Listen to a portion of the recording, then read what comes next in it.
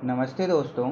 आज मैं आपको एक कंपैरिजन देने वाला हूँ कि क्या हमको विदेश से मतलब फ़ॉरेन से एमबीबीएस करनी चाहिए या फिर हमको इंडिया में रहकर बीएमएस कर लेना चाहिए अगर हमारा गवर्नमेंट एमबीबीएस में सिलेक्शन नहीं होता है या हमारे पास 1 करोड़ रुपया या 80 लाख रुपए के आसपास पैसा प्राइवेट मेडिकल कॉलेज में देने को नहीं है।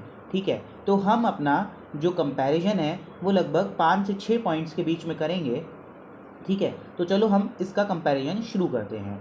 तो हम सबसे पहला जो कंपैरिजन करेंगे वो हम पहले पॉइंट पर करेंगे कि फ़ीस स्ट्रक्चर क्या है।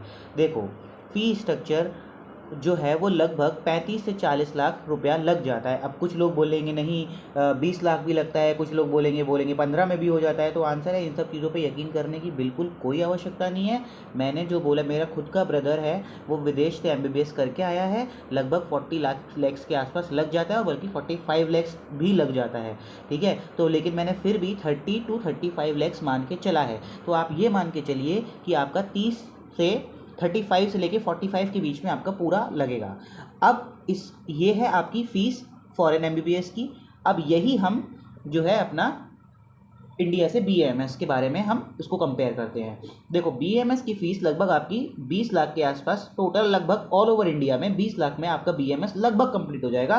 कई कॉलेजेस तो 10 लाख में भी करवा रहे हैं, कई 15 में भी करवा रहे हैं, अलग अलग कॉलेजेस का अपना अलग अलग है। थोड़े अच्छे कॉलेज में अगर आप जाओगे तो 15, 16, 17 लाख तक लगभग लग जाता है। टोटल आप 20 लाख मान लो। टोटल 20 लाख में आपका लग गया बीएमएस। ठीक है, और उधर आपको क्या कितना लगा, 40 से 45 लाख रुपए। ठीक है, तो ये हमने जो है पहला फ़ी स्ट्रक्चर कंपेयर कर लिया। ठीक, अब हम बात करते हैं क्लिनिकल एक्सपोजर की। देखो यार, मेरा जो ब्रदर था वो विदेश से एमबीबीएस कर रहा था। अब तो खैर इंडिया आ गया। तो बोला था क्लिनिकल एक्सपोजर बिल्कुल भी नहीं होता है, कुछ भी नहीं होता है, वो कुछ भी नहीं होता, मतलब लिटरली कुछ भी नहीं है। दूसरी बात है कि वहाँ पर जो है वो अलग तरह की बीमारियाँ हैं और भारत में जो है वो अलग अलग तरह की बीमारियाँ हैं, तो ये भी एक फैक्टर आता है। फिर तीसरी बात है कि वहाँ लैंग्वेज इशू भी आता है बहुत सारे। अब कहने को तो वो लोग पढ़ा देते हैं, थोड़ा बहुत सिखा देते हैं, लेकिन वो उतना नहीं पढ़ पाते हैं कि वो पेशेंट जो बोल रहा है वो बिल्कुल एज इट इज़ सब समझ लें।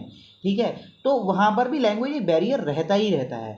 ठीक है, तो एक ये भी इशू है। तो आप ये समझो कि क्लिनिकल एक्सपोजर वहाँ बहुत ही कम है। लेकिन अगर हम बीएमएस की बात करें तो देखो, अगर आपका गवर्नमेंट बीएमएस में कॉलेज अगर सिलेक्शन हो गया तो भाई साहब आपको बहुत अच्छा क्लिनिकल एक्सपोजर मिलेगा, इसमें तो नो डाउट है।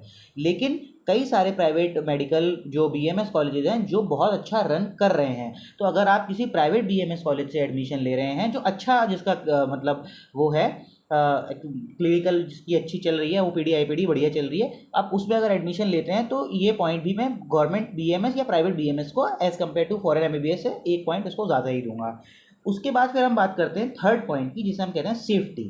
तो देखो, जैसा कि आपको पता है कि सेफ्टी विदेशों में थोड़ी सी कम हो जाती है, क्योंकि देखो अभी रशिया यूक्रेन का वॉर हुआ तो भाई ऐसी तैसी हुई बहुत लोगों की, मतलब लिटरली रो गए थे माँ बाप की, यार हमारा बच्चा फंस गया, कैसे आएगा। ठीक है, वहीं पर अगर आप देखो तो अगर आप इंडिया के अंदर बीएमएस कराते हो तो बहुत ज़्यादा टेंशन नहीं रहती पेरेंट्स के ऊपर। ये बात बहुत बच्चे नहीं समझ पाएंगे, लेकिन जो माँ बाप होते हैं ना, जो पेरेंट्स होते हैं ना, वो इस फैक्टर को सबसे ज़्यादा रखते हैं। जैसे फॉर एग्जांपल कि अगर मैं विदेश इसलिए नहीं गया क्योंकि मेरी मम्मी ये बोल रही थी कि कल को तुमको कुछ हो गया तो हम किसको पकड़ेंगे भाई साहब, कैसे हम जाएंगे। तो यही दिक्कत थी। ठीक है, तो मतलब कोई मानने को राज़ी नहीं होता है। ठीक है, घर परिवार में भी, क्योंकि उनको एक डर लगा रहता है। तो ये डर जो है ना बीएमएस में नहीं होता है। अगर आप इंडिया में हैं तो यू आर सेफ। ठीक है, तो ये एक आपका तीसरा पॉइंट हो गया। चौथे पॉइंट की हम बात करते हैं नंबर ऑफ़ ईयर्स, कितने ज़्यादा किसको साल लगते हैं। देखो, मेरा जो ब्रदर है ना वो लगभग 6 साल उसको विदेश में लगा। फिर उसके बाद अब वो यहाँ आया है तो अब 1 साल यहाँ पे भी लग गया, क्योंकि अभी उसको अपना एफएमजी वाला एग्ज़ाम देना है जो अभी होने वाला है। फिर उसके बाद 1 साल यहाँ पर इंटर्नशिप करेगा। तो टोटल भाई साहब उसको लग गए हैं 8 साल टोटल, 2018 का गया हुआ और अभी वो 24 चल रही है, लेकिन वो भी 26 में निकलेगा। ठीक है, तो ये समझो कि टोटल लिटरली 8 ईयर्स उसको लग गया। अब आप सोच लो। लेकिन वहीं पर अगर आप बीएमएस करते हैं तो ये लगभग 5.5 साल का कोर्स है और आपको 5.5 साल में आपकी डिग्री दे दी जाएगी। तो आप ये समझ लो, ये हो गया।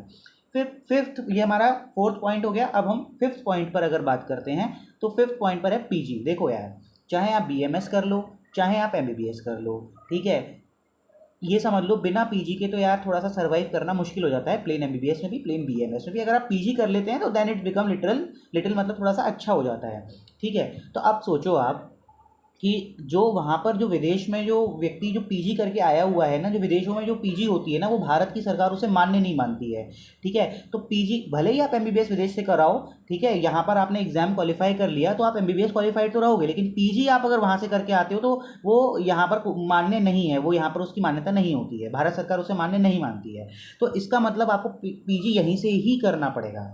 तो अगर आप विदेश से एमबीबीएस करके भारत के अंदर पीजी कर रहे हैं तो भाई साहब उसके लिए भी आपको 1 करोड़ रुपया लगभग आज की डेट में देना पड़ेगा, ठीक है। अब ये सोचो कि तुम्हारे पास पैसा नहीं था इसलिए तो तुम विदेश में गए एमबीबीएस करने के लिए, अब तुम विदेश से यहाँ पर आ रहे हो तो तुम्हारे पास 1 करोड़ रुपया होगा क्या पीजी के लिए देने के लिए? तो यहाँ पर एक इशू ये आ जाता है, ठीक है। तो बच्चे क्या करते हैं कि फिर प्लेन एमबीबीएस ही रहते हैं, और फिर प्लेन एमबीबीएस करने के बाद you have to struggle a lot, ठीक है, बहुत ज़्यादा स्ट्रगल करना पड़ता है। लेकिन वहीं अगर आप बीएमएस करते हैं तो उसमें क्या होता है कि एक तो 5.5 साल का कोर्स है आपका, लगभग 6 साल के अंदर मोटा मोटा मान के चलो, फिर आप 3 साल की पीजी कर सकते हो किसी भी क्लिनिकल ब्रांच में, और जो लगभग 20 लाख की हो जाएगी। तो मैंने आपको बताया कि 20 लाख आपका बीएमएस है, और लगभग 20 लाख की आपकी पीजी अगर पड़ जाती है, टोटल 40 लाख। जो खर्चा आप टोटल अपना 8 साल का लगाएंगे विदेश में जाने पर, वो आपका टोटल खर्चा जो है वो बीएमएस करने के बाद पीजी भी आप कर लेंगे, इसमें टोटल आपको 9 साल लगेगा, और उधर आपको सिर्फ प्लेन एमबीबीएस ही 8 साल का पड़ जाएगा। वो भी तब जब आपका पहली बार में जो है वो एफएमजी एग्ज़ाम या जो और एक वो एग्ज़ाम वाला होता है फॉरेन ग्रेजुएट वाला,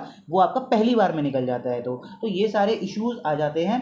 तो इसीलिए मैं कहता हूँ कि बहुत सोच समझ के आप विदेश जाइए, केवल यूट्यूब के शॉर्ट्स देख के नहीं कि ये जा रहा है तो हम भी चले जाएं। अपना खुद का एक रैशनल थिंकिंग करिए, रैशनल थिंकिंग करने के बाद ही आप कोई डिसाइड करिए। और अगर आप 20 लाख की जो मैं आपको बीएमएस में पीजी बता रहा था, आप वो कई सारे उसमें कर सकते हैं। आप गायनेकोलॉजिस्ट बन सकते हैं, आप सर्जन बन सकते हैं, आप जो है ऑप्थेल्मोलॉजिस्ट बन सकते हैं, आप काया चिकित्सा मतलब जनरल मेडिसिन के अंदर पीजी कर सकते हैं, है ना। तो ऐसे कई सारी क्लिनिकल ब्रांचेज हैं जिसके अंदर ना आप पीजी कर सकते हैं, आप गायनेकोलॉजिस्ट भी बन सकते हैं, है ना। तो ये सारी चीज़ों में आप पीजी कर सकते हैं। तो 9 साल में आपको BMS plus PG plus 40 lakh rupees from private everything, और उधर आपको ओनली 40 लाख रुपीज़ के अंदर प्लेन एमबीबीएस 8 ईयर्स में आपको लगभग ला के दी जाएगी। तो अब आपको ये तय करना है कि आपको किस जगह जाना है, ठीक है। और एक रैशनल थिंकिंग करिए, उस चीज़ के ऊपर अच्छे से डिसाइड करिए, उसके बाद ही डिसीजन लीजिए। किसी के कहने पर नहीं, कोई यूट्यूब वीडियोज़ नहीं, कोई शॉर्ट्स नहीं, अपना थिंकिंग ओनली मतलब डिसाइड, ठीक है। चलो, थैंक यू।